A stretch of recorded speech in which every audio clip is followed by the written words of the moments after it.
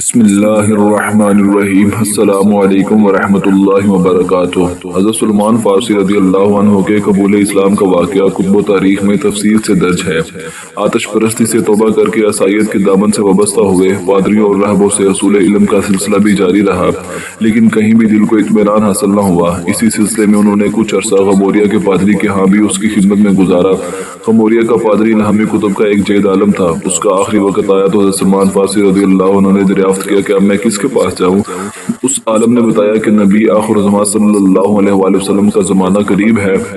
یہ نبی دین ابراہیم کے دائی ہوں گے۔ اور پھر غموریا کے اس پادری نے مدینہ منورہ کی تمام نشانی حضرت سلمان فارسی رضی اللہ عنہ کو بتا دی کہ نبی آخر زمان صلی اللہ علیہ وسلم مکہ سے ہجرت کر کے کھجوروں کے جھنڈ والے اس شہر دل نواز میں سکونت پذیر ہوں گے۔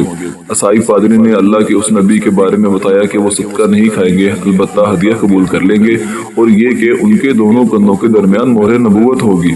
پادری اس جہان فانی سے کوچ کر گیا۔ تلاش حق کے مسافر نے غموریا کو خدا حافظ کہا اور سلمان فارسی شہر نبی کی تلاش میں نکل پڑے۔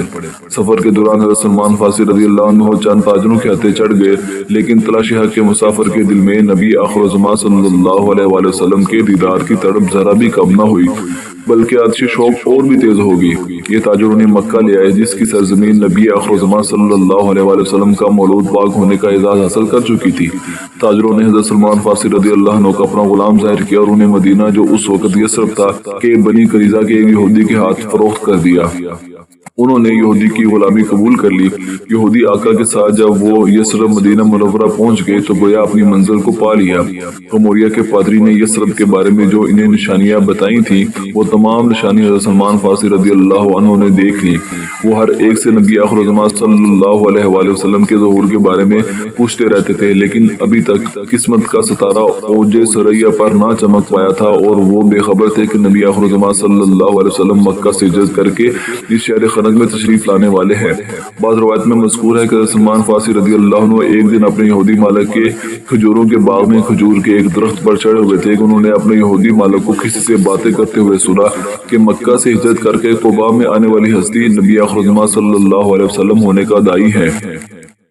حضرت سلمان فارسی رضی اللہ عنہ کا دل مچل اٹھا اور تلاش حق کے مسافر کی صحبتیں لمحہ مسرت میں تبدیل ہو رہی تھی۔ وہ ایک تشتری میں تازہ کھجوریں سجا کر والی کونین صلی اللہ علیہ وسلم کی بارگاہ میں حاضر ہوئے اور کہا، یہ صدقہ کی کھجوریں ہیں۔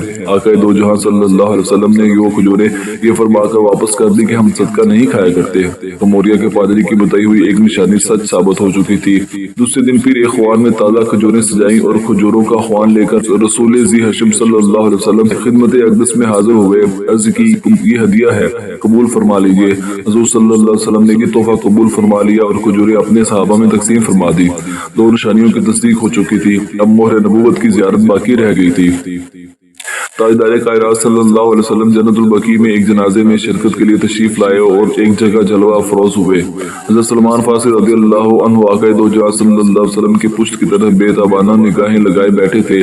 آقا کائنات صلی اللہ علیہ وسلم نے نور نبوت سے دیکھ لیا کہ سلمان کیوں بے قراری کا مظاہرہ کر رہا ہے۔ مخبر صادق صلی اللہ علیہ وآلہ وسلم نے عذرۂ محبت اپنی پشت انور سے پردہ اٹھا لیا تاکہ مہر نبوت کے دیدار کا طالب اپنے من کی مراد پا لے۔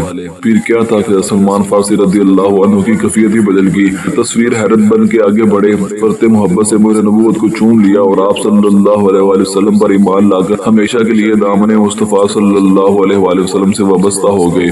اللہ تعالی ہم سب کو حضور نبی آخر زمان صلی اللہ علیہ وآلہ وسلم کا سچا عاشق بنائے، آمین۔